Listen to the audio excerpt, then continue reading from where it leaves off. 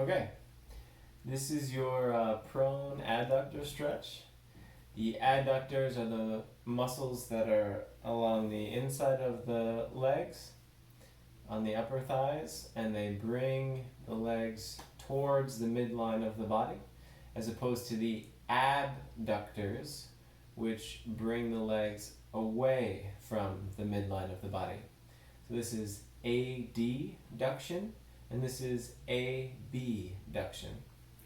So for this one, you're going to want to scoot really, really close to the wall, turn away from the wall, get your butt pressed against the wall, and roll onto your back. Wiggle yourself down until your sits bones are pressing against the molding there at the bottom of the wall. Straighten both legs and let them fall open into a straddle. And I'm kind of wiggling my legs a little bit further, making sure that my knees stay nice and straight. And then from there, you want to just make sure that you keep your back on the ground and go ahead and relax. And let the weight of your legs stretch your adductors.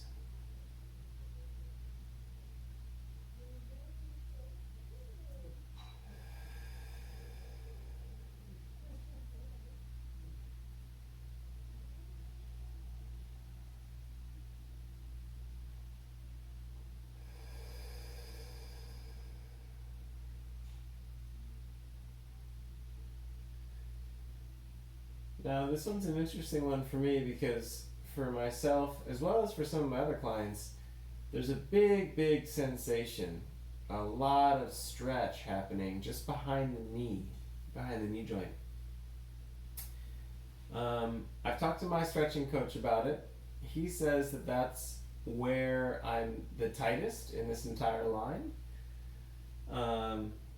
And so if you feel anything like that, just take it easy. Go gently.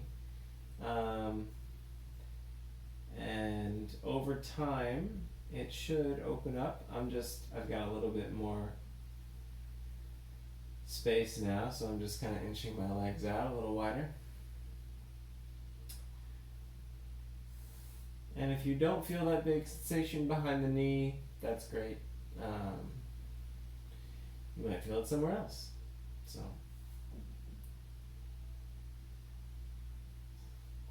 this is also a nice one because it's both legs at the same time.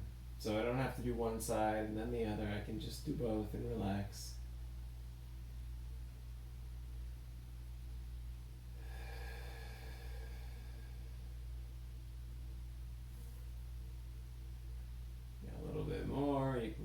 Use your hand to pull your legs out a little bit further.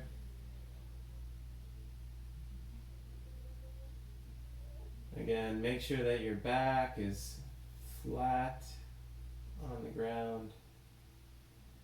The base of your pelvis, the back of your pelvis is flat on the ground. Your sits bones are nice and close to the wall.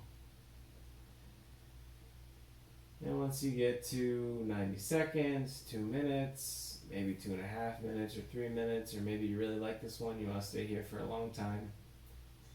A nice way to come out of it is you can use the hands to support the legs. Slowly kind of pull the knees into flexion. I like to stop along the way here because I find this to be a really good stretch. High up in the hip joint. So this, I like to just hang out here for a minute. Get a little bonus stretch.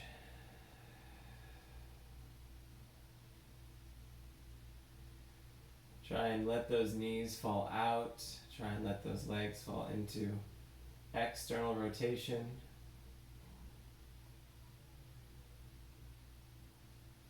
And then I'm just letting the weight of my hands and arms slowly creep my heels down the wall. My My sits bones are still at the wall. My back is still totally flat on the ground.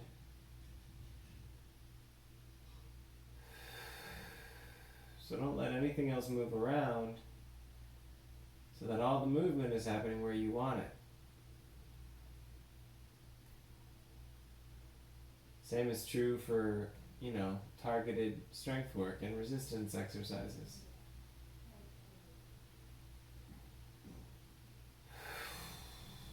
And that's about as much as my knees are going to bend.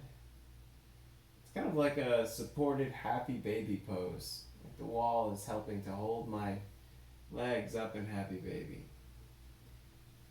Now I'm going to go ahead and draw my knees in.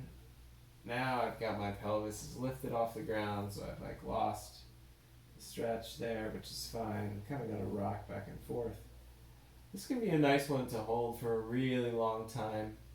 There's plenty of other adductor stretches where you're not lying down, so you're working more.